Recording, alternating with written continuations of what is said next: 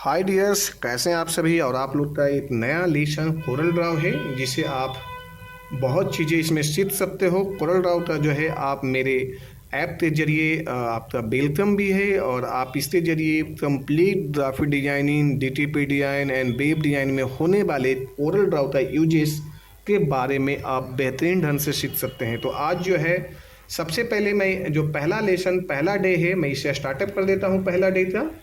और पहले डे में आपको मैं सबसे पहले ये बता दूं कि ये कोरल ड्राव का जो पूरे के पूरे पैनल है ये कैसे किन किन हिस्सों में बटा हुआ है।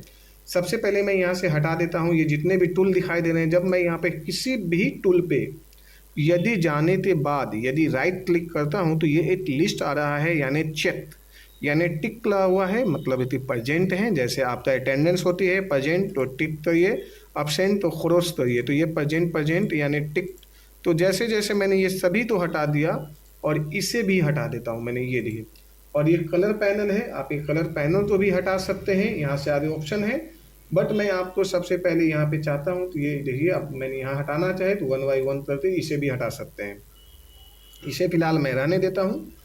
अब ये आपका डिजाइन का पूरा इस तरह से पैनल है। कोई भी चीज़ें आप तो छुप जाए कोरल ड्राव के अंदर में तो वो आप कैसे लाएंगे, कहाँ से लाएंगे, ये सारी चीज़ें आप पहला डे में सीख लीजिए। कोरल ड्राव में बता दें वो ग्राफिक का सबसे बेहतरीन और एक अच्छे सॉफ्टवेयर में से हैं जिसके दुनिया में मिलियंस यूजर्स हैं और ज़्यादा से ज़्यादा कोरल ड्राव ग्राफिक्स में यूज होती है, इजी वे में यूज होती है, जिसके जरिए लोग हज़ारों लाखों रुपए जो है पर मंथ कमा रहे हैं।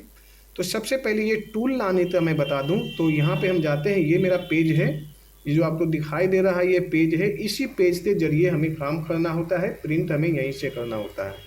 तो हम यहाँ पे आते हैं, यहाँ पे करते हैं सबसे पहले राइट क्लिक करने के बाद में हम चले जाते हैं यहाँ पे व्यू ऑप्शन में। व्यू ऑप्शन में हम जाते हैं तो मेरे पास में ऑप्शन आ रहा है, जैसे यहाँ पे टूल बॉक्स है एंड यहाँ पे आने के बाद में स्टेटस बार है एंड यहाँ पे प्रॉपर्टी बार है एंड यहाँ पे रूलर बार है। तो ये डिफरेंट टाइप के यहाँ पे दिए हुए हैं। ये कलर पैलेट हैं, जो कुछ कलर आपको दिखाई दे रही है यहाँ पे उस पर आप देखोगे तो ये जो चेक लगा हुआ है, टिक का चिन्ह लगा हुआ है, वो समझिए यहाँ पर वो प्रेजेंट है। तो यदि आप इसे हटाना चाहते हैं तो यहाँ से भी आप हटा सकते हैं। जैसे यहाँ से ये एक कलर और हट चुका है। फिर मैं वापस जाता हूँ, व्यू पे जाता हूँ और हम यहाँ पे एक प्रॉपर्टी बार ले लेते हैं। प्रॉपर्टी बार टूल लेने से क्या होगा कि हमें एक यहाँ पे सबसे पहले ये जैसे ही इस पर टिक करते हैं यहाँ पे तो मेरा यहाँ पे प्रॉपर्टी के जैसा यहाँ पे मेरे पास में ऑप्शन आ गया, यानी A4 साइज है यहाँ पे। इसमें यहाँ पे जो हमारा पेज सिलेक्शन के लिए है, लैंडस्केप लेना है, प्रोटोट लेना है, साथ साथ में यहाँ पे पेज 1, पेज 2, पेज, इस तरह से जो मेरा पहला नंबर सिलेक्शन आ गया है।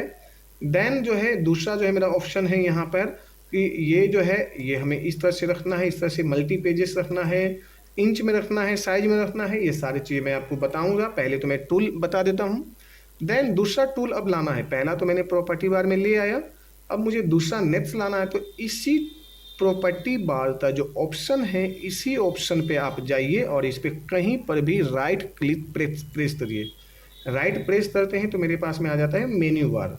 तो मेन्यू यानी कि जो टैब बार है, ये जो मेन्यू है, इस पे आप आइए और इसमें राइट और यहाँ पे करते हैं स्टेटस बार, देन राइट लीजिए स्टैंडर्ड बार, देन राइट लीजिए टूल बार और देन राइट ले लीजिए। इसी तरह से आप 1 बाय 1 करते सारे के सारे प्रेजेंट कर लेते हैं। अब यहाँ पे आप देखिए तो प्रॉपर आपका सेटअप आ चुका है जहाँ पे आप डिफरेंट टाइप का डिजाइन बनाओगे।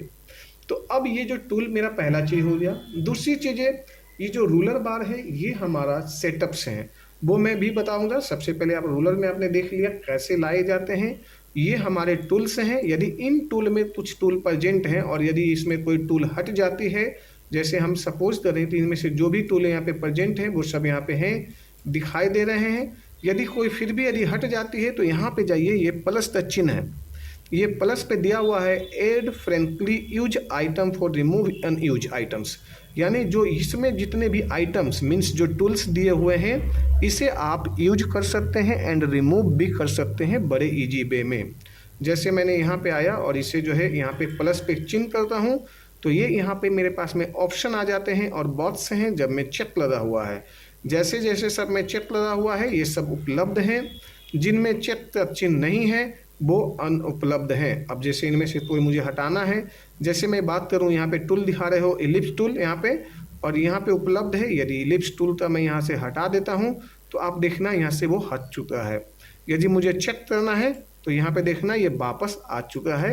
यहाँ पे जब दबाव दे तो यहाँ पे वापस आ चुका है। तो इस तरह से ये जो है कंप्लीट टूल का प्रेजेंटेशन है।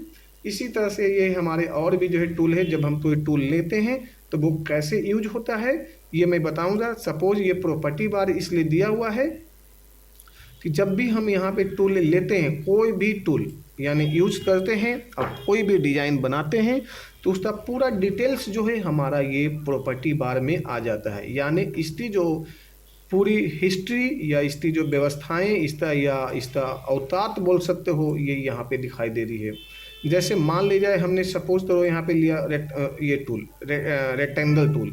सपोज रेक्टेंगल लेते हैं तो ये आधा कट आ रहा है, इसलिए कि यहाँ पे 20 लिखा हुआ है। ये इस पे 0 है, इस पे 0 है, इस पे 0 है, बट इस कॉर्नर यानी इस कॉर्नर पे यहाँ पे 0 है। तो यदि हम यहाँ पे 20 है, यहाँ पे हम 0 कर देते हैं तो ये भी बराबर हो चुका है। यदि हम चाहते हैं इसे कॉर्नर में लाना, तो आप या तो चारों पे कॉर्नर दीजिए, या यहाँ पर भी आप एक बनाते हो तो सभी बनते हैं। यदि इधर हम लेते हैं तो सभी पे इस तरह से आते चले जाते हैं। यदि यहाँ लेते हैं तो सब पे आ रहा है, इस पे लेते हैं तो ये कंप्लीट होती है। यानी इस तरह से आप कोई भी डिजाइन यहाँ पे चेंज कर सकते हो। तो ये तो मेरा इंट्रोडक्शन था, सबसे पहले टूल लाने और हटाने का, रिमूव। यदि आपसे कोई मूव हो जाता है तो कैसे करेंगे, ये पहला मेरा ऑप्शन था। देन अब नेक्स्ट वीडियो में नेक्स्ट टूल पे जाते हैं। मैं आपको नेक्स्ट वीडियो पे चेक करिए, सारे चीज़ आपको मिल जाएगा। Thank you so much.